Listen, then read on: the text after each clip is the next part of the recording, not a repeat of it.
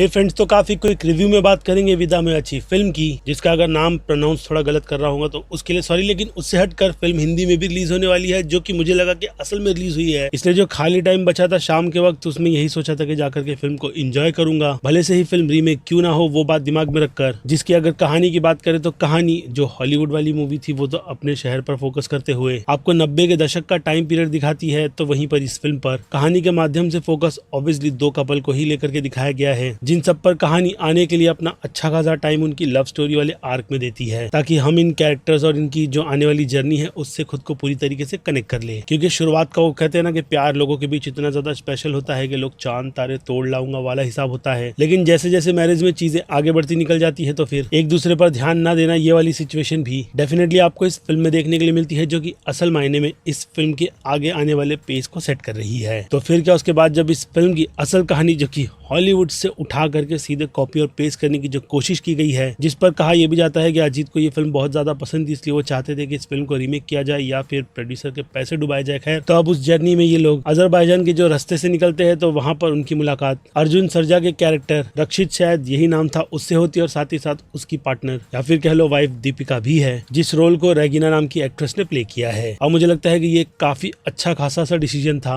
Obviously film की कहानी आगे बढ़ाने के लिए, जहां पर मेकर्स की तरफ से तो ये बात सोची गई कि अगर एक औरत गाड़ी खराब हो जाने के बाद ऐसे ही किसी अनजान शख्स के साथ जाकर के उसकी ट्रक में तो बैठेगी नहीं, इसलिए वो कपल वाला आर्क समझ सकते हो कि फिल्म में किस लिए डाला गया। लेकिन हाँ, उन दोनों के हिसाब से फिल्म की कहानी को एक अच्छा खासा बल भी मिल जाता है उन्हीं दो कैरेक्टर से रिलेटेड, जिस पर ज्यादा बात करूंगा तो स्पॉइलर वाली टेरिटरी आ जाएगी, इसलिए उससे हटकर अब यहाँ से जर्नी शुरू होती है अरिजीत की सर्च की कि उसकी वाइफ वहां से गई तो गई कहाँ, जो उस शहर में पूरी तरीके से अनजान तो भटक ही रहा है और ये भी सोच रहा है कि असल मायने में ये अब उसके साथ हो क्या गया। जिन सब के बीच क्या ये फिल्म वो जो कहते हैं ना कि थ्रिल राइड के साथ साथ उस टेंशन को बिल्ड करने में कामयाब होती भी है या नहीं, तो कहूंगा रीमेक के नाम पर जो चीज मेकर्स के दिमाग में थी कि ऑडियंस को इस टेंशन से पूरी तरीके से हुक्ड एंड बुक रखना है, तो शुरुआत में वो चीजें जो कैरेक्टर्स को बिल्डअप करने के लिए अपना अच्छा खासा टाइम लेती है, कहीं ना कहीं ऑडियंस को करती है बोर। और उसके बाद जब ये फिल्म अपनी असल कहानी पर आती है, तो उन सब में अगर आपने ओरिजिनल वर्जन नहीं देखा तो डेफिनेटली आप बैठ करके कनेक्ट करने की कोशिश करते हो, क्योंकि फिल्म का काम ही वही होता है, जिसमें अच्छी खासी सी लोकेशन को काफी ज्यादा ग्रैंड और अच्छे लेवल पर दिखाने के लिए मेकर्स ने जिस तरीके की मेहनत और जो लोकेशन चुनी है, उसके लिए तो मैं मेकर से ये कहूँ कि आपने एक हॉलीवुड की फिल्म की अडेप्टेशन पर जिस कॉन्सेप्ट को जिस लोकेशन पर चुना है भाई, वो इंडिया में भी क्रिएट किया जा सकता था, जिसमें आप डायरेक्टली ये कोट कर सकते थे कि कैरेक्टर को हिंदी बात करनी नहीं आती प्रॉपर तरीके से, जो कि समहाउ हिंदी रीजन में आने के बाद काफी ज्यादा स्ट्रगल कर रहा है। यानी एक तरीके से वो अपनी सिचुएशन बाकी दूसरे लोगों को प्रॉपर तरीके से एक्सप्लेन भी नहीं कर पा रहा और ना ही इन्फॉर्मेशन प्रॉपर तरीके से कलेक्ट भी कर पा रहा है। ये सारी चीजें जाकर के इस फिल्म को थोड़ा वो कहते हैं ना कि देसी और अच्छे खासे लोगों से कनेक्ट करवाती, जो कि अनफॉर्चुनेट फिर से कहूंगा कि अगर फैंस उम्मीद लगा करके बैठे हैं कि उनके लिए अजीत ने फिर से अपना कमबैक कर दिया है, तो यहाँ पर भी उनके लिए डिसअपॉइंटमेंट ही है। जो फिल्म आपको मैं कह सकता हूँ कि थिएटर एक्सपीरियंस के हिसाब से अगर एक बार देखने जा रहे हो तो अच्छा खासा एक्सपीरियंस दिलवा देगी, लेकिन सलाह फिलहाल तो घर पर बैठकर ही देखने की रहेगी। जिन सब में ये फिल्म कुछ भी आउट ऑफ द बॉक्स नहीं देती, सिवाय वो जो शुरुआत वाले लव वाला एंगल के पोर्शन की बात की उसे, और फिर अंत में वो जो कहते हैं ना कि स्टोरी को माइनर से ट्विस्ट दे करके मेकर्स ने अच्छा डिसीजन लिया। क्योंकि टाइम के साथ साथ चीजें बदलती है, लेकिन मेकर्स ने यार पता नहीं क्यों इस फिल्म के आइडिया की असल मायने में बैंड बजाते हुए फिल्म की लेंथ बढ़ा दी। क्योंकि कहीं ना कहीं इस फिल्म की असल दुश्मनी इसकी लेंथ ही है, जो डेफिनेटली फिल्म देखते वक्त आपको फील नहीं बल्कि इतनी ज्यादा फील होती है कि भाई खत्म कब करोगे फिल्म, यही आपके दिमाग में बार बार चलेगा। बाकी एक्टर्स अपनी एक्टिंग में अच्छा खासा सा इम्पैक्ट डालने की कोशिश कर रहे हैं, क्योंकि लीड एक्टर यानी कि अजीत की ही बात की जाए तो भाई यार थोड़ी एक्टिंग वो कहते हैं ना कि एफर्ट के साथ करते तो आपके रोल से कैरेक्टर की वो वाइब निकल कर आती, जो अनफॉर्चुनेट इस कैरेक्टर में मुझे नजर नहीं आई। बाकी एक्शन फिर से कहूंगा कि शानदार या फिर अच्छे से कोरियोग्राफ करते हुए ऑडियंस के लिए एक अच्छा समा क्रिएट कर रखने की कोशिश की गई थी, वही अपनी पूरी तरीके से रूट को भूलते हुए। क्योंकि अगर आप मास ऑडियंस के लिए फिल्म बनाना चाहते हो थोड़ा अलग ट्राई करते हुए, जिसमें हाँ मानता हूँ कि अजीत अब फिलहाल तो अलग पारी खेलते हुए बस अपने काम को एंजॉय ही कर रहे हैं, तो उस एंजॉयनेस के साथ साथ लोगों को फन भी दिया जाता है, ये बात उन्हें याद रखनी चाहिए। जिसमें फैंस तो आंख बंद करके उनकी इस फिल्म को कहेंगे भाई क्या ही फिल्म दिखा दी, कुछ अलग था यही बोलेंगे, लेकिन हम जैसी ऑडियंस जो फिल्म को एंजॉय करने जा रही है उनके लिए फिल्म में कुछ तो रखो, जो कि अनफॉर्चुनेट इस फिल्म में नहीं था। लेकिन मैं मेरी बात कर रहा हूँ, यानी कुल मिलाकर के देखा जाए तो काफी फीका सा एक्सपीरियंस, जिसे मैं बस अपने खाली समय में ही देखने गया था, वरना शायद से ये रिव्यू भी अपलोड नहीं होता। लेकिन खैर, अब जबकि वीडियो बना दिया है तो अब उस पे रेटिंग वाली बात करें तो ज्यादा डिटेल में जाने की जरूरत है ही नहीं, क्योंकि ट्रेलर में आपने जिस फिल्म को जितना शाइन होते हुए देखा है, ये फिल्म भी बिल्कुल वैसी ही है। जिस हिसाब से मास ऑडियंस की नजर में अनफॉर्चुनेट ये फिल्म बी की कैटेगरी डिजर्व करती है, है तो वहीं क्रिटिक्स भी इस फिल्म से कुछ खास ज्यादा ना लेते हुए मुझे लगता है कि इसे बी की कैटेगरी में रखेंगे, जिनसे पूरी तरीके से मैं भी अपनी सहमति बनाते हुए इस फिल्म को बी की कैटेगरी में रखूंगा, सिर्फ और सिर्फ इसके प्रोडक्शन की वजह से, जिसमें हाँ विलन वाले आर्क में एक्टर ने अच्छी एक्टिंग की है, जो कि आपको पता है कि फिल्म में कौन कर रहा है, लेकिन फिर भी यार वो स्पॉइलर वाला मजा थोड़ा सा खराब हो जाएगा, इसलिए उन चीजों को मैंने बख्श दिया है। जिस बारे में फिर क्या आप अपनी राय मुझे कमेंट में लिख कर बताइएगा। बाकी मैं हूँ Aziz, movie stock show channel like share और सब्सक्राइब भूलना मत, मिलूंगा जल्दी दूसरी किसी वीडियो में। Till then